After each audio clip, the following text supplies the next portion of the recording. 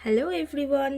নববর্ষে আমরা পেট পুজো করতে চলে গিয়েছিলাম ভূতের রাজা দিলবরের যাদবপুরের আউটলেটে।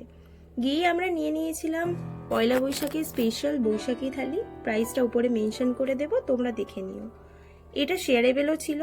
থালিতে প্রথমেই ছিল রিফ্রেশিং আম পান্না, তারপরে মেইন কোর্সে ছিল ফিশ ফ্রাই 2 পিস, কড়াইশুঁটির কচুরি 2 পিস, আলুর দম, বাসমতি চালের ভাত, বাসমতি পোলাও, 5 রকমের ভাজা, মাছের মাথা দিয়ে সোনামুগ ডাল, এঁচড়ের ডালনা, ভেটকির পাতুরি, গন্ধরাজ চিংড়ি 1 পিস, ইলিশ ভাপা 1 পিস, আর সাথে ছিল খাসির মাংস 2 পিস, চাটনি, পাঁপড়, রসগোল্লা, পায়েস। ফিশ ফ্রাই কোটিংটা একদম পারফেক্ট ছিল, মাছটাও ভীষণ ফ্রেশ ছিল, ডালের সাথে একদম অপূর্ব মেলবন্ধন, শুধু খেতেও মন্দ লাগছিল না। সাথে ভেটকির পাতুরিটার মাছটাও ছিল ভীষণ টাটকা, তবে ডিশটা আমার একটু অ্যাভারেজই লেগেছে। তবে খাবারের কোয়ালিটি আর পরিবেশন সব মিলিয়ে 10-এ 8.5 দেওয়াই যায়। যাই হোক, কথা বলতে বলতে মুখে জল চলে আসায় এত না ভেবে ক্যামেরার দিকে তাকিয়ে মাছটা টকাস করে খেয়েই নিলাম। এখানে অ্যাম্বিয়েন্সটা অ্যাজ ইউজুয়াল খুবই সুন্দর ছিল। আমার মতো আরও অনেক পেটুক মানুষ ভিড় করেছিল। অ্যাম্বিয়েন্সটার একটা শর্ট ক্লিপ তোমাদের সাথে শেয়ার করলাম।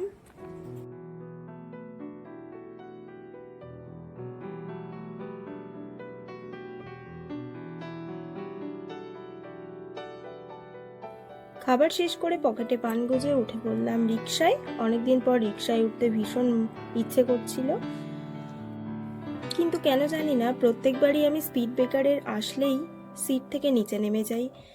যাই হোক, সূর্যি মামার তাপে ঝলসে চলে এলাম সাউথ সিটিতে। 3:30 দিয়ে আমাদের মুভি শো ছিল, তাই হাঁটতে হাঁটতে ক্যাত মারতে মারতে ঢুকে পড়লাম সাউথ সিটিতে শরীর ঠান্ডা করতে।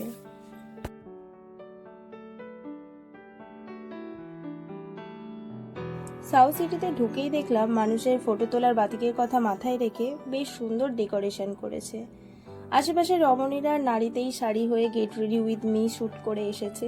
এদিকে আমি ল্যাদ খেতে খেতে ঘুম থেকে উঠেই কালো কাকের মতো সেজে চলে এসেছি। মেকআপের নামে সানস্ক্রিনটাও সানমামা গলিয়ে দেওয়ায় এরকমই অর্ধগলিত অবস্থায় মুখ চোখ বেঁকিয়ে 100 রকমভাবে ক্যামেরার দিকে ক্যাট মারার পর চলে গেলাম স্পেন্সারে। জীবনে ডায়েট না করা আমি তুলে আনলাম ডায়েট কোক। কোকটা মুখে দিয়েই বুঝলাম বাঙালিরা কেন ডায়াবেটিস হওয়ার পরেও চিনি ছাড়তে পারে না।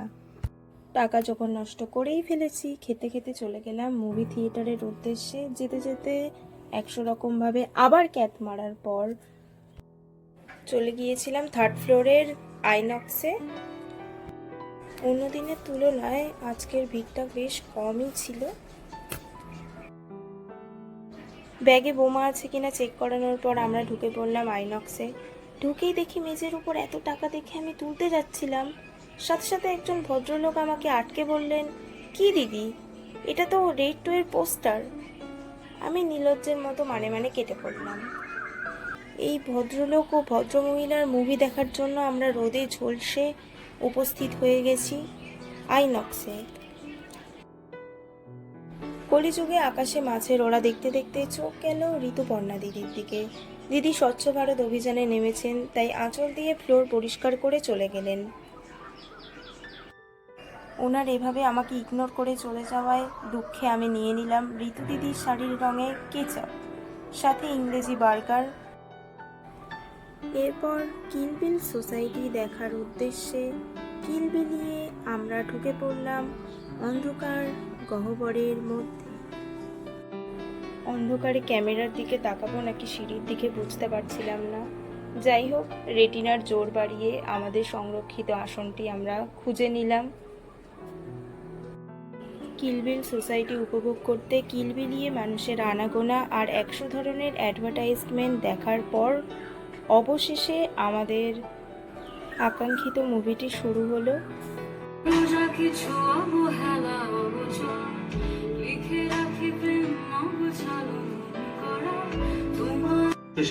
মানে বুঝতেই পারছেন যে কন্ট্রাক্ট কিলিংটা আমার আইডিয়াল কর্ম, কিন্তু আমার আসল নাম মৃত্যুঞ্জয়। মৃত্যুঞ্জয় কর। এরপর বিজ্ঞের মতো মুভিটাকে 10-এ 5.5 রেটিং দিয়ে আমি চললাম বাসস্থানের উদ্দেশ্যে। ভালো লেগে থাকলে লাইক করে দিও, আর সাবস্ক্রাইব না করলে আরই কি। তোমাদের নববর্ষ কেমন কাটলো কমেন্টে জানিও।